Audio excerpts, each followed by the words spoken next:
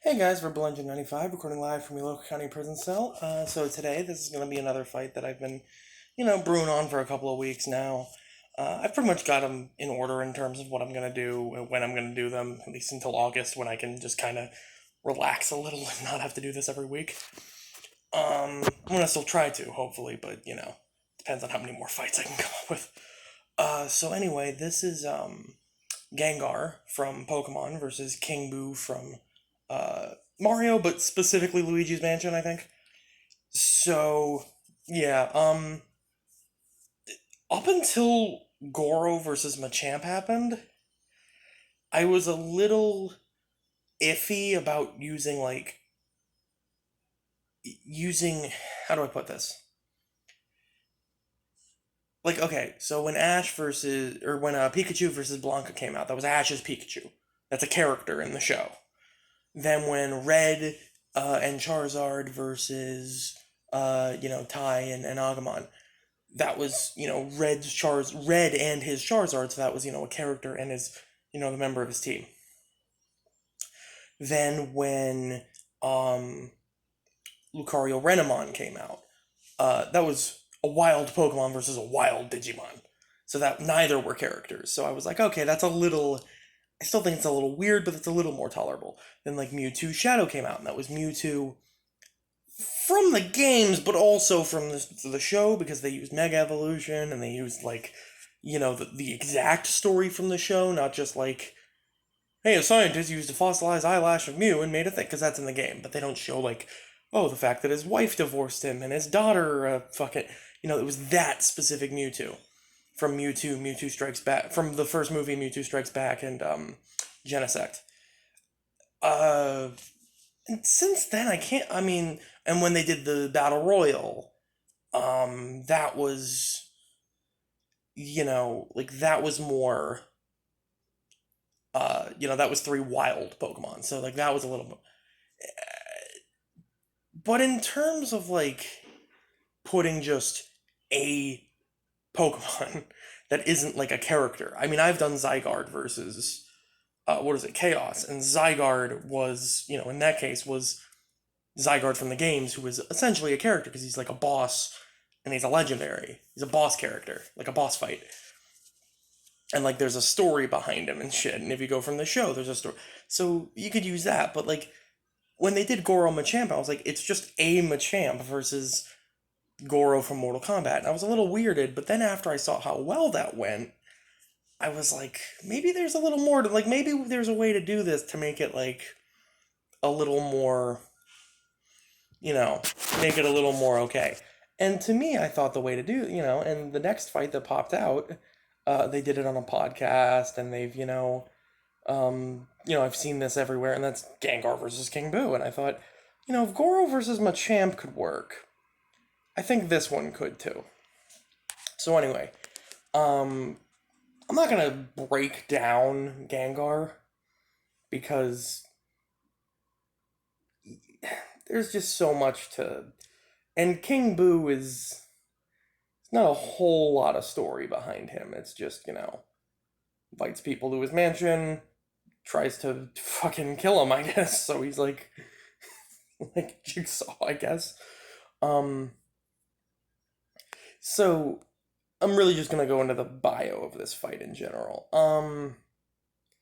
So if we look at Gengar, he'll have things like he'll have the ghost type accoutrement, so he'll have, and the cool thing about doing Pokemon fights for Death Battle is that unless it's against like other Pokemon, you have to consider how like the moves and the typings and and things like that would be affected in a real life scenario and not just in game mechanics.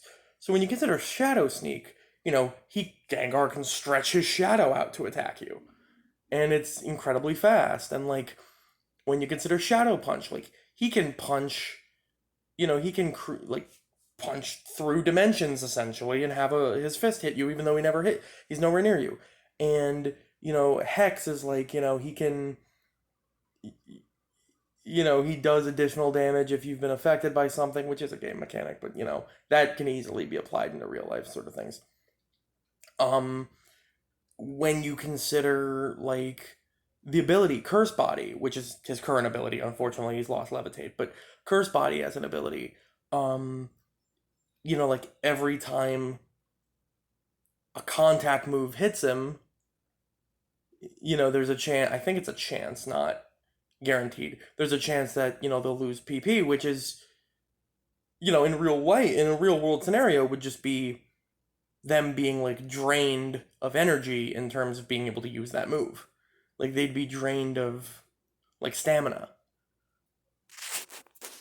So that's, the same way pressure would work. It would just force the opponent to exert more energy in order to do things. Um Curse body would, it would drain you of stamina every time you made a physical contact move, which is a ghost, so it's weird that you can make a physical contact, but that's whatever. Um Shadow Ball being like probably I would say his most powerful move. I don't know if he can learn like I don't know about Phantom Force or I know he can learn Dark Void, but I think that's bred. I don't know, whatever. Um, but yeah, and then speaking of Dark Void, many different ways of putting people to sleep. He's got things like hypnosis and stuff like that, and then he's got things like Nightmare and Dream Eater. Curse on a ghost type would let him, have his own health to put a curse on you, so he'd be able to, inflict serious damage to himself in order to like curse you and slowly, kill you over time. Then we get into like poison type moves, which I think I'm not sure if what Gengar learns naturally specifically, but that's not the point. The other thing, I mean, him being essentially made of poison as well is going to factor into this probably, but then we look at the Pokedex entries in terms of like, I know I said I wasn't going to analyze Gengar, but this is going to go into everything later. Like I meant like I'm not gonna analyze like Gengar is a character from the stuff. Gengar is a Pokemon from the Kanto region that uses like no, I wasn't gonna do that. I was just gonna like go into it. Um if you consider like the Pokedex entries, they're not that impressive. Like, he can lower like when a Gengar is near the temperature lowers 10 degrees or something, and stuff like that. It's whatever, but just like scaring people. Um King Boo, though, is essentially like King Boo is a powerhouse. They consider him on par with like Bowser. I mean, they're both kings, but they consider like him to be on par in terms of power and in terms of like how much of a how important of a role he plays is. So he's not to be messed with. I mean, and he can pretty much do whatever he wants. He can move shit around with telekinesis. He can uh I know he's like shot. He's had like molten rock shoot out of the ground. He's made lightning appear before to strike Luigi. He's leaves like ectoplasm and shit everywhere so that he can like to slow you down and stuff. It's really just going off of his boss fights. He's able to do normal ghost stuff, go through walls, turn invisible, things like that. In the anime, I've seen examples of Gengar turning invisible, but that's besides the point. So stuff like that, you see that if you take from the boss fights, King Boo is, multiplying himself. King Boo is clearly doing a ton of stuff that I think puts him on a higher tier than Gengar. Essentially, what I'm getting at is I think King Boo wins this fight, not just because I think he has a better power output in terms of in like diversity of abilities, but also because and this is where Pokemon are kind of at a disadvantage in a lot of cases in Death Battle, is that Pokemon are weak to specific types of moves. That's just a thing. So unless your name is Electros, and being weak and a weakness being applied are two different things. So like Gengar, if I have a sword, like because this is somebody's gonna point out something I said about Marth Aragon, and I'm gonna just address that now. If I have a sword and it says this sword kills dragons, that does not mean that dragons are weak to that sword. That means that that sword kills dragons. That's what it does. That's what it's meant for. So if you have a dragon character versus Marth, he's gonna kill it with the sword.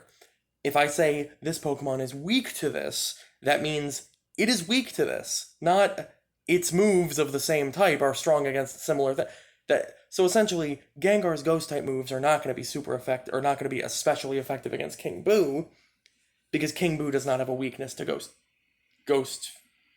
ghostly attacks. Gengar does.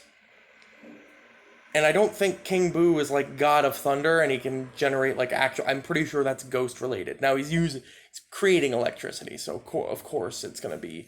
If it has the properties of electricity, then it's considered electricity and not. I don't care if it's his ghost powers making it, it's still electricity. But anything he does that's like ghostly against Gengar is going to work, especially. It's going to do twice as much as it normally would. And considering King Boo is a ghost. I think Gengar is at a fucking garbage truck. Ignore that. I think Gengar is at a pretty significant disadvantage here. Also, I just think in terms of power output, he's probably at a disadvantage. Though he does have, admittedly, a more creative, I would say, method of using his moves than King Boo does. But yeah, and that whole curse body ability, which would be a cinch in a lot of other fights, especially for a ghost that can be physically touched, apparently, except for by normal or fighting type moves. Wouldn't really affect King Boo because he can just phase through him and it doesn't really matter. So anyway, yeah, so that's the that's the fight. I'm pretty sure King Boo just wins off of being a ghost. Sounds lazy, but with the reasons I broke down, I think that kind of explains it. Anyway, Verbal Engine 95. See ya.